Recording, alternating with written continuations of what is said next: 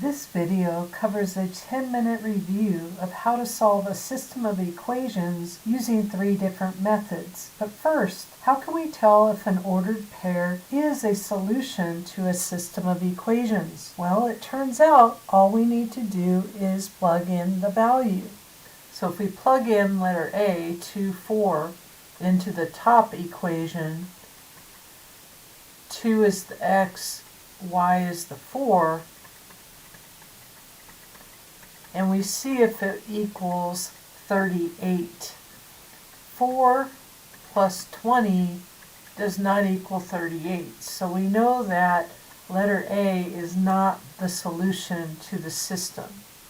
Let's try letter B. 2 times 6 plus 5 times 2, does that equal 38? 12 plus 10 does not equal 38. So that's not a solution either.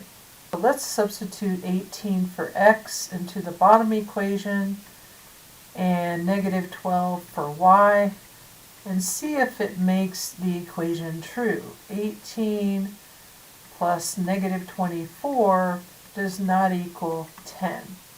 So it looks like the answer is D, but let's go ahead and check it. Negative 26 plus 2 times 18, does that equal 10? Negative 26 plus 36 does equal 10. So it does check in the bottom equation. The last thing to do is see if it checks in the top equation. Checking negative 26, 18 in the top equation, we get 2 times negative 26 plus 5 times 18, and we're checking to see if that equals 38. 2 times negative 26 is negative 52. 5 times 18. 5 times 8 is 40. Carry the 4. 5 times 1 is 5 plus 4 is 90. And 90 minus 52 does equal 38. So it does check. So the correct answer here is D. Problem number 2 involves solving a system of equations by graphing. We could either use slope-intercept form to graph the line, or we could use a couple points. I'm going to go ahead and solve for a couple points on each line.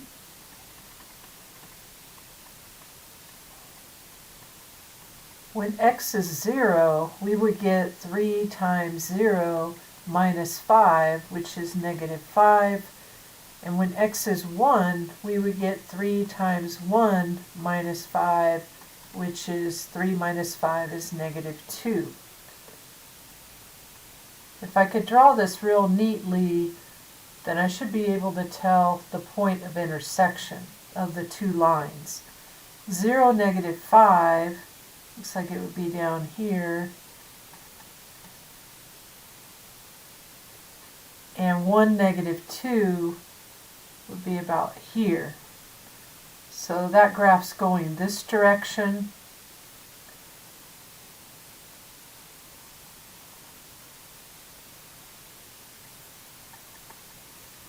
Let's solve for 2 points on the other line.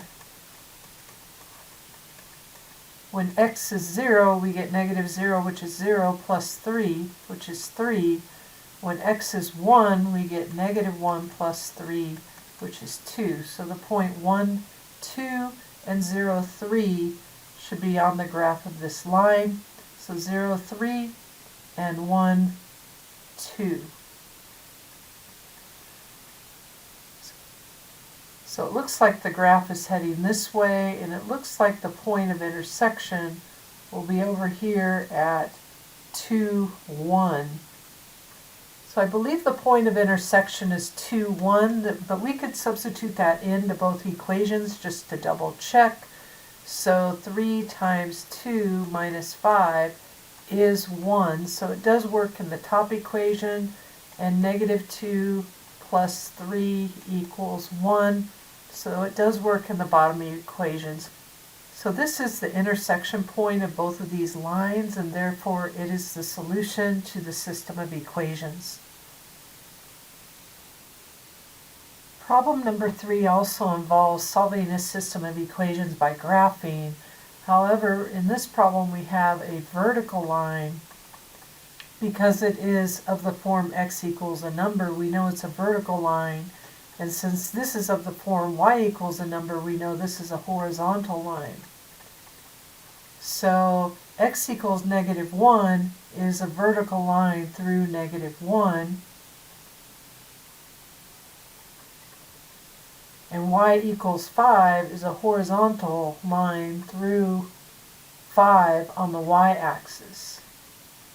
So the point of intersection, as we could see, as this line goes on, is the point right here, which has coordinates over -1 up 5.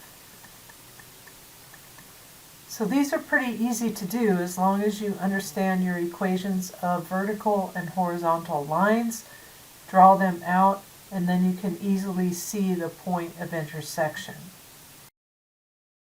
Problem number 4 asks us to solve a system of equation by the substitution method. Remember, when we solve by substitution, we need to get one of the variables solved for in one of the equations, which we have in this bottom equation. We have x equals -7y. And then we take what x equals and we substitute it into the top equation for x. So I will rewrite the top equation, but instead of x, I will write -7y. And then I have an equation that I can solve because it's down to one variable. So -7 plus 1 is -6y. Dividing both sides by -6, I could see that y equals -2. We are looking for the point of intersection, so we still need to find the x-coordinate. I can substitute this y equals -2 into the top or bottom equation, and I will get the same answer. I'll just plug it into the bottom equation.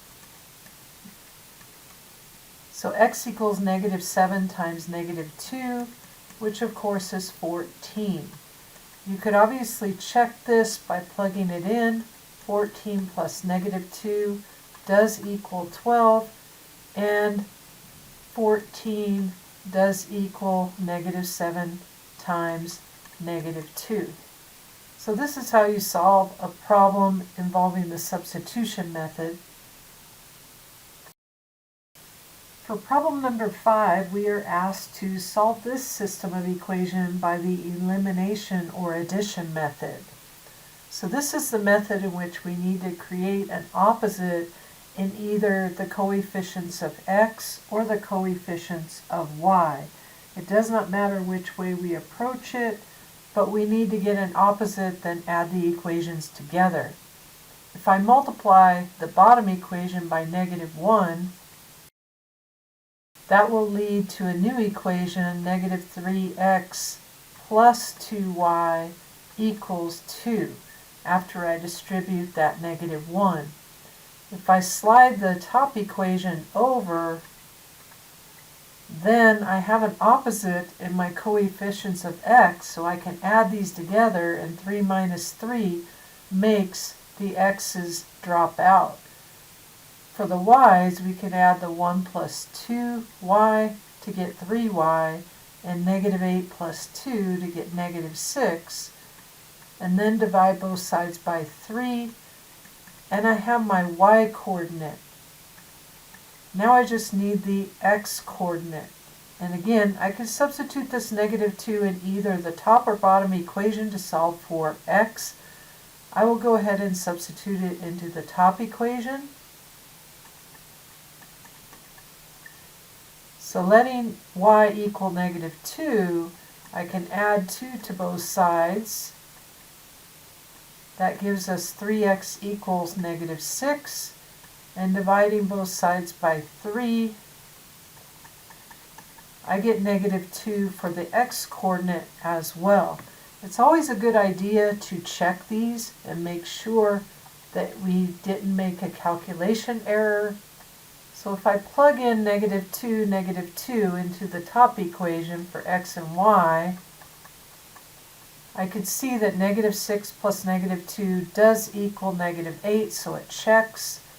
In the bottom equation, 3 times negative 2 minus 2 times negative 2 should equal negative 2. So negative 6, negative times negative is positive 4, and that will equal negative 2. I encourage you to try all these problems again and see if you can verify them on your own. Thanks for watching this video. Please subscribe for more math tips.